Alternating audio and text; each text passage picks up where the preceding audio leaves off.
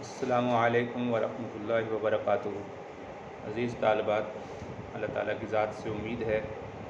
کہ آپ سب خیریت سے ہوں گے اور آپ نے بخاری شریف جلد ثانی کا سبق نمبر 3 سن لیا ہوگا۔ آج ہم صحیح بخاری جلد ثانی سبق نمبر 4 شروع کریں گے۔ اسباب عدت اصحاب بدر۔ اللہ تعالیٰ ہمیں حدیث مبارکہ کا نور نصیب فرمائے اور عمل کرنے کے ساتھ ساتھ آگے پہنچانے کی توفیق نصیب فرمائے۔ تو عزیز طالبات، سبق شروع کرنے سے پہلے دعا پڑھ لیجئے۔ رب یسر ولا تعسر وتمم بالخیر وبک نستعین یا فتاح یا فتاح یا فتاح۔ اللہم صلی علی محمد وعلی آل محمد وبارک وسلم۔ عزیز طالبات، کتابیں کھول لیجئے۔ جی عزیز طالبات، آج ہم جلد دوم کتاب المغازی میں سے باب عدت اصحاب البدر پڑھ رہے ہیں۔ امید ہے کہ گزشتہ سبق آپ نے سن لیا ہوگا اور اچھی طرح سمجھ لیا ہوگا۔ حدثنا مسلم بن ابراہیم حدثنا شعبۃ عن ابی اسحاق عن البراء قال استصغرت انا وابن عمر رضی اللہ عنہ۔ حدیث نمبر 3955 اور 3956 حدیث ہے۔ یوم بدر وکان المہاجرون یوم بدر نیفا علی 60 والانصار نیفا 40 و100۔ اور یہ حدیث مبارکہ آگے جو 56 حدیث میں حدیث آ رہی ہے، دو حدیث مبارکہ ذکر کی ہیں۔ حدثنی محمود حدثنا وہب عن شعبۃ عن ابی اسحاق عن البراء قال استصغرت انا وابن عمر رضی اللہ عنہ یوم بدر وقال المہاجرون یوم بدر نیفا علی 60 والانصار نیفا و40 200۔ حدیث مبارکہ یہاں پر اس باب کے تحت دو حدیث کو امام بخاری رحمۃ اللہ نے ذکر کیا ہے۔ بعض روایات میں ایک ہی حدیث اور بعض روایات میں اس کو دو حدیثوں کا حوالہ دیا گیا ہے، لیکن عزیز طالبات، یہاں پر آپ دیکھ رہے ہیں کہ اس حدیث کے راوی مسلم ہیں، مسلم بن ابراہیم ہیں۔ وہ روایت کرتے ہیں شعبہ سے اور وہ روایت کرتے ہیں ابو اسحاق سے، وہ روایت کرتے ہیں برا سے، جبکہ جو دوسری روایت ہے حدثنی محمود، یہ روایت کرتے ہیں وہب سے، وہ روایت کرتے ہیں شعبہ سے اور وہ ابو اسحاق سے عن البراء۔ تو گویا کہ یہاں پر آ کے برا پہ آ کر یہ روایت ابو اسحاق پر آ کے یہ روایتیں دونوں اکٹھی ہو جاتی ہیں۔ تو جیسا کہ اس سے پہلے ہم پڑھ چکے ہیں کہ جہاں پر تحویل لکھا ہوتا ہے ابن عمر پر تحویل، یہاں پر بعض روایات میں ہا لکھا ہوا ہے۔ ہا کا مطلب ہے تحویل۔ تو اس کو ہم جلد اول میں تفصیل سے پڑھ چکے ہیں کہ اس کا مطلب یہ ہوتا ہے کہ امام بخاری رحمۃ اللہ علیہ تو یہاں پر تحویل لکھا ہوتا ہے، اس کا مطلب ہوتا ہے یعنی دو سندیں ہیں اور یہاں سے آگے اس کے بعد آگے ایک سند ہو جاتی ہے۔ تو عزیز طالبات، اسی طرح امام بخاری رحمۃ اللہ علیہ بھی یہاں پر تحویل کر رہے ہیں کہ یہاں تک ایک سند تھی، اس کے بعد آپ دیکھ رہے ہیں کہ یہاں پر انا وابن عمر، تو بعض کتابوں میں یہاں پر ہا لکھی ہے اس کے بعد، اور بعض حضرات میں جیسے کہ یہاں پر دیکھ رہے ہیں نئی حدیث کا حوالہ دیا ہوا ہے، تو وہی حدیث ہے۔ اب ہم آتے ہیں ترجمۃ الباب کی طرف۔ امام بخاری رحمۃ اللہ نے ترجمۃ الباب قائم کیا باب عدت اصحاب بدر، اصحاب بدر کی تعداد۔ تو اس روایت میں محمود روایت کرتے ہیں، وہ کہتے ہیں ہمیں حدیث بیان کی وہب نے، وہ شعبہ سے اور وہی ابی اسحاق سے اور برا سے۔ وہ فرماتے ہیں استصغرت انا وابن عمر، مجھے اور ابن عمر رضی اللہ عنہ کو غزوہ بدر میں چھوٹا سمجھا گیا۔ استصغر کا معنی تھا چھوٹا سمجھا جانا۔ وکان المہاجرون یوم بدر نیفا علی 60، اور اس دن مہاجرین کی تعداد 60 سے کچھ اوپر، والانصار نیفا و40 200، 240 سے 40 کا معنی 40، 200 کا معنی 200، 240 سے کچھ اوپر۔ تو نیفن کا لفظ آتا ہے 3 سے لے کر 9 تک کے عدد پر بولا جاتا ہے۔ 3 سے لے کر 9 تک کے عدد پر بولا جاتا ہے۔ تو آپ اگر حساب لگائیں تو 260 یہ ہو 240 یہ ہو گئے اور 60 یہ ہو گئے، 300 ہو گئے، اور نئی فن یہاں پر بھی آیا ہے اور نئی فن یہاں پر بھی آیا ہے۔ تو اب وہ تعداد صحیح کتنی تھی؟ 210 تھی، 211 تھی، 214 تھی۔ تو بہرحال اتنی ہی تعداد اس حدیث مبارکہ سے سمجھ میں آ رہی ہے کہ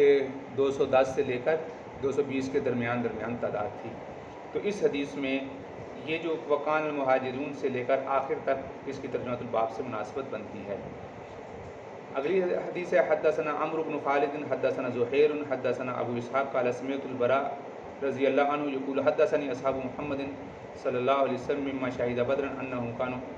كانوا عدة اصحاب الطالوت الذين جاوزوا معه النار بضعة عشر و300 وقال البراء لا والله ما جاوز معه النار الا مؤمن۔ اور یہ حدیث مبارکہ یہاں پر اس کے علاوہ یہاں پر حدیث پر 39-57 پر اور اس کے کچھ طرف کا معنی ہوتا ہے اس کے کچھ حصے ان دو جگہ پر بھی 39-58 اور 39-59 پر بھی بیان ہوئے ہیں۔ تو اس حدیث مبارکہ میں بیان کیا گیا ہے کہ مجھے حدیث بیان کی اصحاب محمد یعنی آپ صلی اللہ علیہ وسلم کے ساتھیوں نے مما شاہدہ بدرن ان صحابہ میں سے جنہوں نے بدر میں شرکت کی تھی کہ انہم وہ لوگ کانوا عدتاً ان کی تعداد اصحاب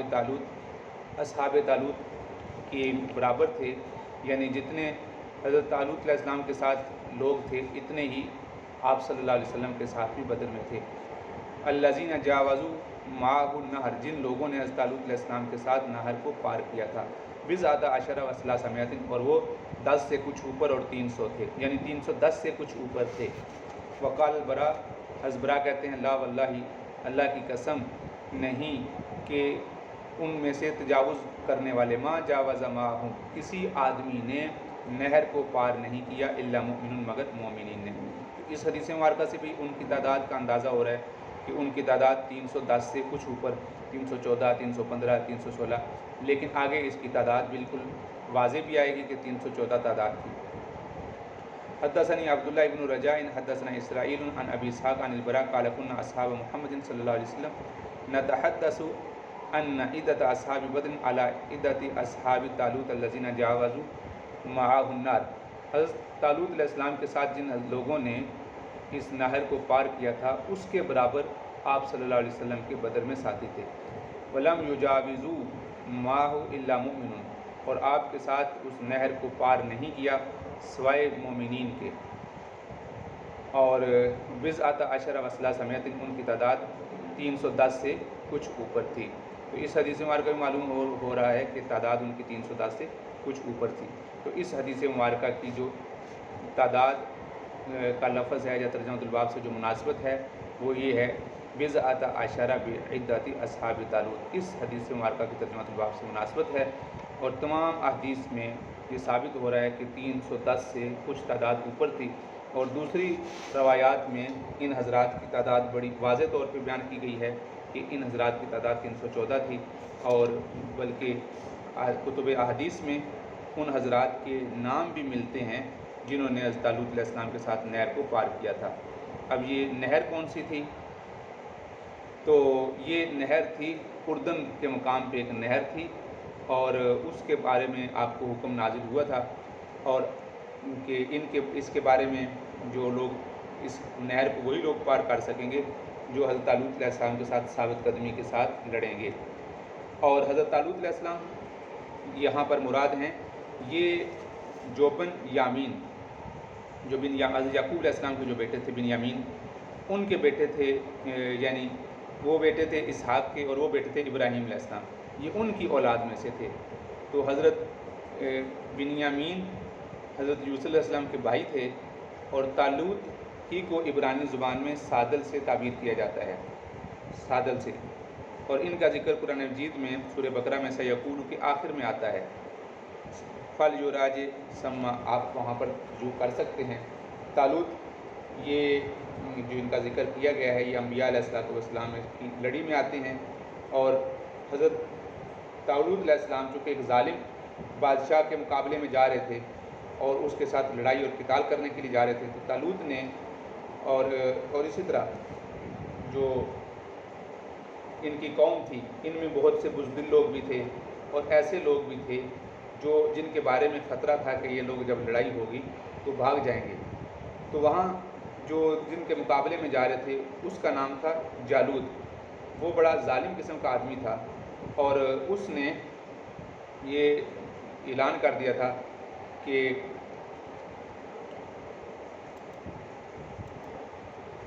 تو حضرت طالوت علیہ السلام کو اپنے بارے میں ان کے بارے میں خوف تھا کہ کہیں ایسا نہ ہو کہ یہ لوگ بزدلی کا مظاہرہ نہ کریں، تو اس وجہ سے انہوں نے اللہ تعالیٰ سے دعا کی۔ تو اللہ تعالیٰ نے ان کو حکم دیا کہ چلتے چلتے یہ آگے نہر آ رہی ہے، ان کو حکم دیں کہ یہ اس نہر سے پانی نہیں پئیں گے، تو یا پینا ہے تو ایک چلو پی لیں یا 2 چلو پی لیں۔ تو بہرحال کچھ لوگوں نے تو پانی پینا شروع کر دیا مسلسل ہی، اور کچھ لوگوں نے 1 چلو پی لیا، کچھ لوگوں نے 2 چلو پی لیا اور کچھ لوگوں نے نہیں پیا۔ تو جن لوگوں نے بالکل پانی نہیں پیا تھا یا جن لوگوں نے 1 چلو پانی پیا تھا وہ لوگ نہر پار کر گئے، اور جنہوں نے پینا ہی شروع کر دیا پیتے رہے اور ان کی پیاس بڑھتی چلی گئی اور وہ اپنے پیٹ پکڑ کر بیٹھ گئے اور یہ آگے سفر نہیں کر سکے، یہاں تک کہ انہوں نے کہا کہ اے طالوت ہم تمہارے ساتھ نہیں جا سکتے۔ باب دعاء نبی صلی اللہ علیہ وسلم علی کفار قریش شیبۃ و عتبۃ والولید و ابی جہل بن ہشام و ہلاکہم۔ حدثني عمرو بن خالد حدثنا زهير حدثنا ابو اسحاق عن عمرو بن میمونہ عن عبد الله بن مسعود رضی اللہ عنہ قال استقبل النبي صلی اللہ علیہ وسلم الکعبۃ فدعا على نفر من قریش على شیبۃ بن ربیعہ وعتبۃ بن ربیعہ والولید بن عتبۃ وابی جہل بن ہشام فاشهد بالله لقد رأيت السرع قد غیرتهم الشمس وكان یوما حارا۔ آپ صلی اللہ علیہ وسلم کا کفار قریش کے خلاف بد دعا کرنا، یہ جو لفظ دعا لکھا ہوا ہے یہ 2 صلہ کے ساتھ استعمال ہوتا ہے، ایک لام کے ساتھ اور ایک علا کے ساتھ۔ جب لام کے لیے ساتھ استعمال ہوتا ہے تو اس کا معنی ہوتا ہے دعا کرنا، جیسے الدعاء لہو، دعاء لہو کا معنی اس کے لیے دعا کرنا، اور الدعاء علیہ اس کا معنی ہوتا ہے بد دعا کرنا۔ تو یہاں پر علا آیا ہے تو علا کا معنی بد دعا کرنا، آپ صلی اللہ علیہ وسلم کا کفار قریش کے خلاف بد دعا کرنا۔ شیبہ، عتبہ، ولید، ابو جہل بن ہشام اور ہلاکہم اور ان کی ہلاکت کا آپ صلی اللہ علیہ وسلم نے بد دعا کی اور چنانچہ وہ ہلاک ہوئے۔ راوی ابن مسعود رضی اللہ عنہ فرماتے ہیں کہ آپ صلی اللہ علیہ وسلم نے بیت اللہ شریف کی طرف منہ کیا، استقبال کا معنی متوجہ ہونا، اور اسی سے لفظ ہے استقبال کرنا، کسی کی طرف متوجہ ہونا۔ آپ صلی اللہ علیہ وسلم بیت اللہ شریف کی طرف متوجہ ہوئے، فدعا علی نفر من قریش، اور آپ صلی اللہ علیہ وسلم نے قریش کے نفر کے لیے جو کہ لشکر کے لیے آ رہے تھے اس کے لیے بد دعا کی۔ علی شیبۃ بن ربیعہ، شیبہ بن ربیعہ، عتبہ بن ربیعہ، ولید بن عتبہ اور ابو جہل بن ہشام کے لیے، یہ چاروں لوگ انتہائی ظالم قسم کے لوگ تھے اور گستاخ رسول تھے،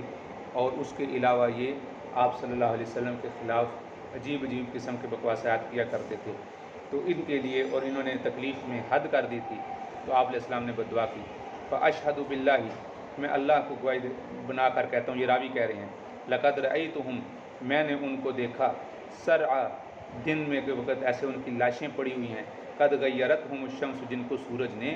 متغیر کر دیا ہے، وکان یوما حارا، اور وہ دن گرمی کا تھا، اور گرمی ہو اور لاش ہو اور تلواروں سے کاٹے گئے ہوں تو وہ جسم پھول جاتا ہے، پھٹ جاتا ہے، اور ان کو تو فرشتوں کی مار بھی پڑی تھی، تو اس وجہ سے آپ صلی اللہ علیہ وسلم کی بد دعا کا نتیجہ یہ ظاہر ہوا کہ یہ لوگ مارے گئے۔ اور اس حدیث مبارکہ کے ترجمۃ الباب سے مناسبت یہی ہے کہ فدعا علی نفر من قریش، اس کی ترجمۃ الباب سے مناسبت ہے، اور ترجمۃ الباب کی غرض یہ ہے کہ چونکہ اس سے پیچھے غزوہ بدر کا ذکر چل رہا ہے جو کتاب بیان کی جا رہی ہے، تو اس غزوہ بدر کے تحت یہ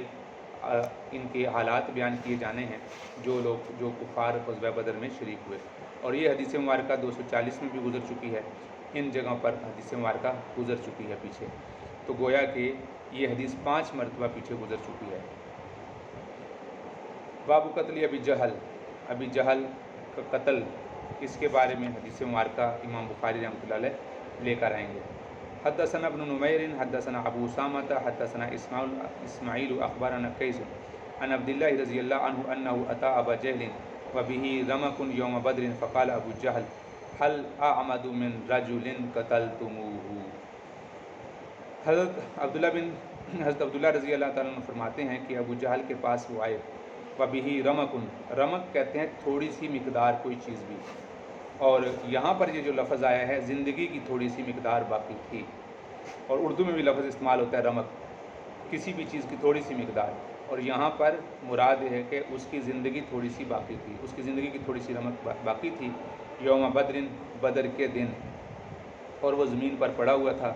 وہ تقریباً مر چکا تھا، ادمویا ہوا تھا۔ اس وقت یہ ان کے پاس گئے، اور غالب حضرت عبداللہ رضی اللہ تعالیٰ کو آپ صلی اللہ علیہ وسلم نے خود بھیجا تھا، اس کا آگے ذکر آ رہا ہے۔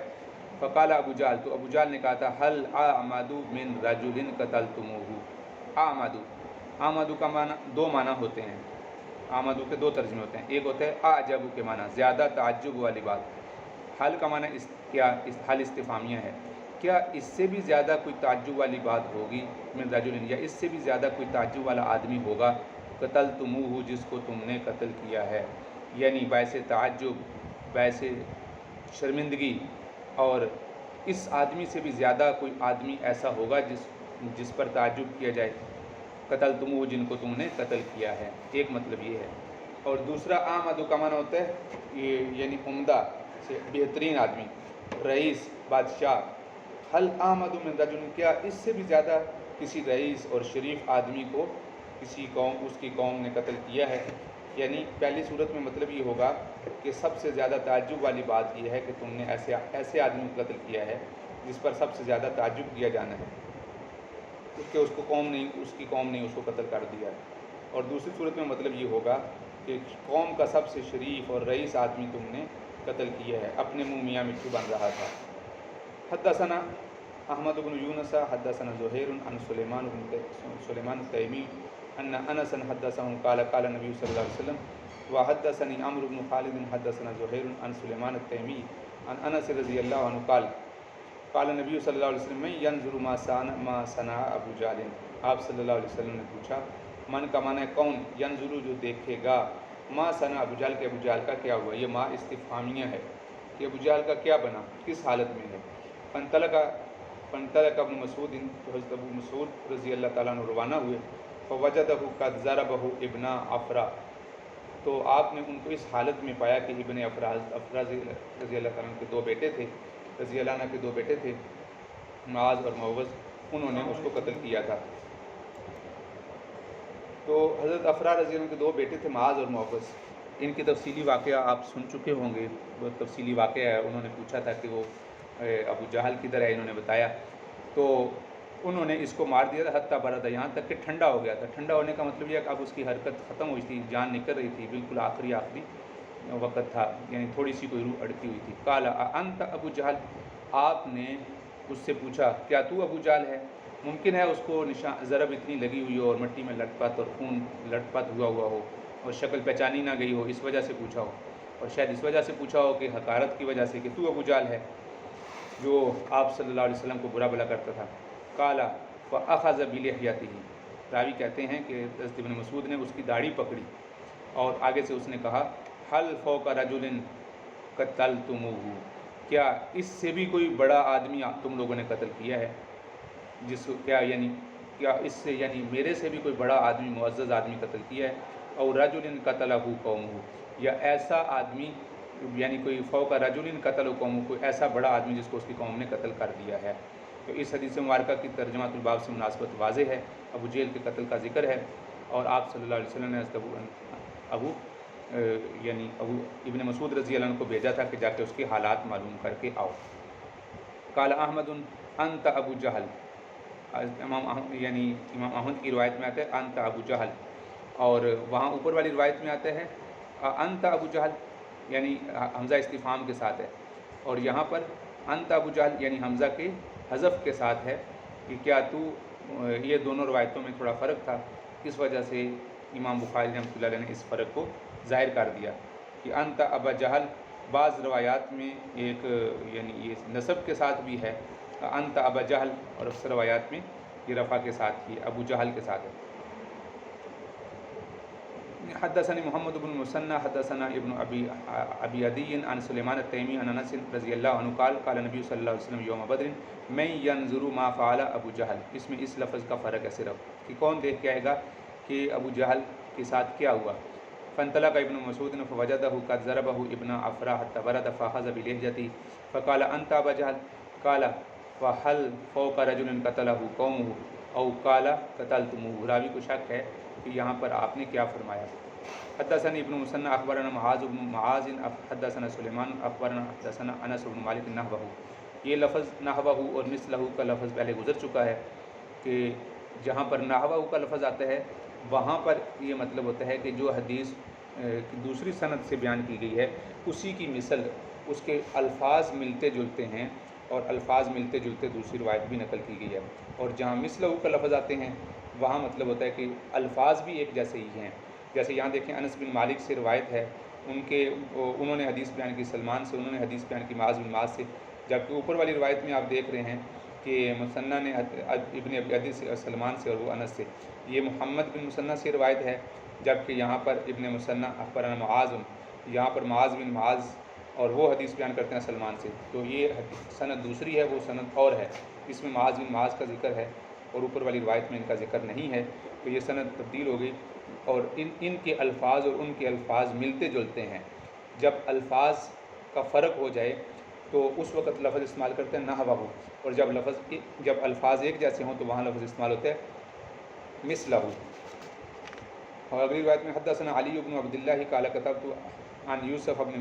ماجشون عن صالح بن ابراہیم عن ابی عن جدہ عن فی بدر, یعنی حدیث ابنی افرا. تو حدیث افرا کے دو بیٹوں کے بارے میں اس حدیث کو نقل کیا ہے. تو عزیز طالبات ان احادیث مبارکہ کو آپ دہرا لیجیے گا اور انشاءاللہ اس کے بعد ہم آگے سبق پڑھیں گے. آپ اس کو اچھی طرح سنیں, توجہ سے سنیں اور اس اعراب پر محنت کریں اور کوشش کریں کہ اس کو آپ ساتھ ساتھ جو مشکل الفاظ ہیں یا جو آپ کو سمجھتے ہیں کہ یہ پوائنٹس کی باتیں ہیں اس کو نوٹ کرتے رہیں. جزاک اللہ خیرا, احسن جزاک. السلام علیکم ورحمۃ اللہ وبرکاتہ.